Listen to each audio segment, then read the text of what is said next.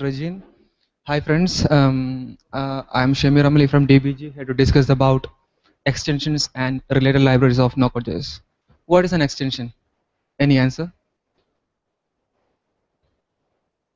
Sorry. Yes, extension is something that adds some extra features to anything. For example, browser add-ons. What does it do? It provides some extra features than what browser does by default. Similarly, there are many extensions for Node.js also. So we will be discuss about kind of extended library like knockout validation for validation library, knockout kendo js for ui library, sammy js for routing library. In detail, knockout validation can help us to validate user provided data while we use knockout.js. This tool works like jQuery validate. Before looking to the example, we have to make understanding about another knockout method extend. Extend using to pass additional values or parameters with a observable variable. Um, so the knockout validation library use extend method to carry validation rules into their library. See the examples in slide. The first example shows how to make a record field using knockout validation. The second example shows how to add multiple validation rules using knockout validation. See, there are two rules. In the third example shows how to make custom error message using knockout validation. Let's move a working demo of this.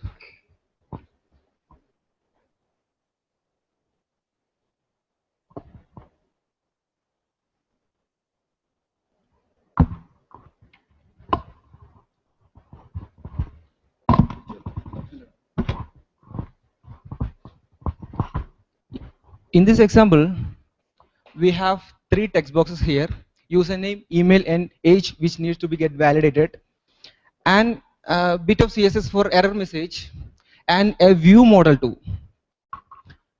Here, for username, we set it as record true and min length 6 and max length 10 with custom error message. So when I type something here, see the record field, if character below 6, it shows default message of min length. So when it is reached max length, it shows the custom error message we set for max length. And for the email field, we set it as email with custom error messages. So when I type anything other than email address, it shows the error. And when enter the email address, like this. And for the age field, we set min 18 and max 60. So when type other than this, see the default message of min, and when it's 50, it's okay. 75. Makes sense?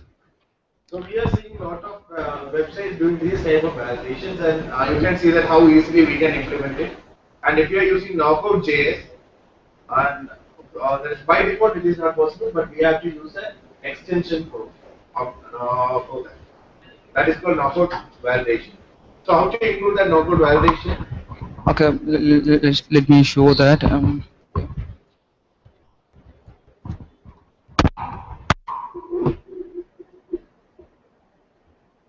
See, here I include knockout just 3 and added knockout validation as external processing tool. Just a fact. Okay, so we only need to include the download the Knockout validation.js and include it in our. Yeah, just like how we include jQuery validate or something like that. Moving to next.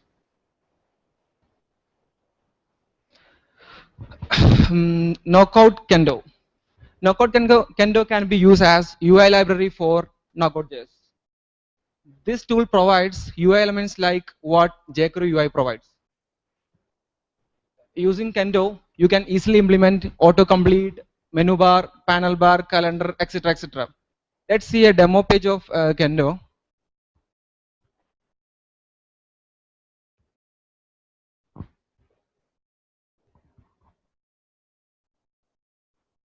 See, it is a demo page of Kendo.js.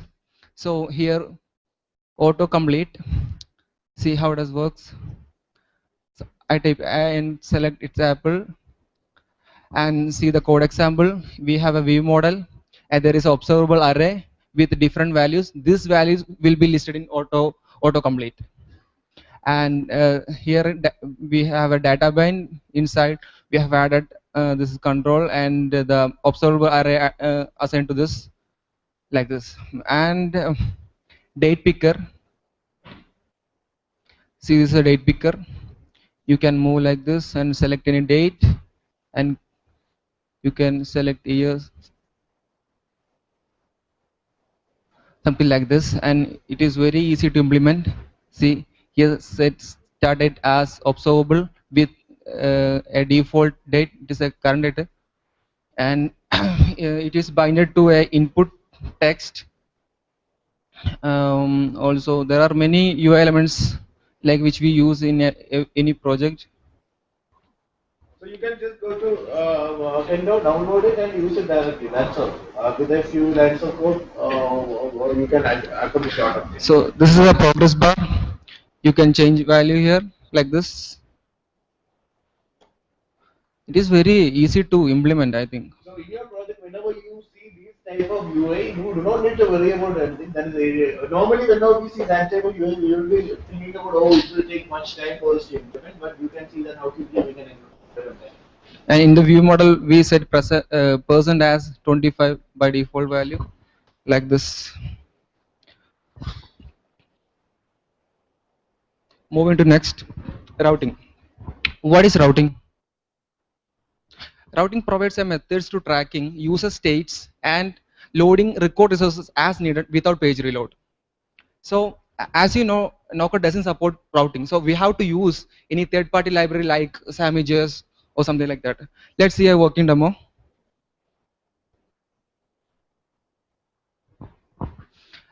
In this example, it is a sample website. There are 3 pages with different page contents.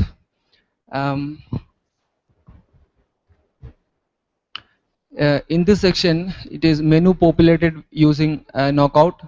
This is a container which page content needs to be updated, and after that, each page content added in a special SAMI format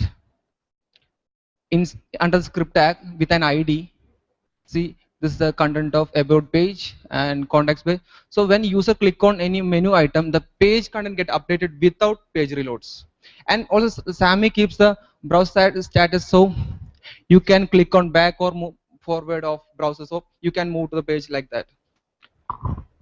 This is the browser also that previous next also will be kept track. So router keeps the state user states. We have a hashtag, we are putting something else, this map here. That function we can use. So if you can go to that to do and show some demo.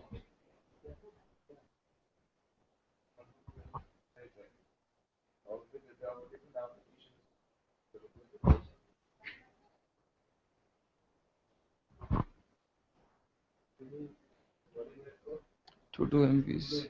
Right? Yes. MVC. Okay. So you can go to this to do MVC site and you can see the possibilities of different frameworks. See, here is a difference. You can see when I click on all, there is no hashtag, and when click is active, it shows only active. This is a routing. Did you use? I hope you use Gmail, so you can see /inbox will be low like that.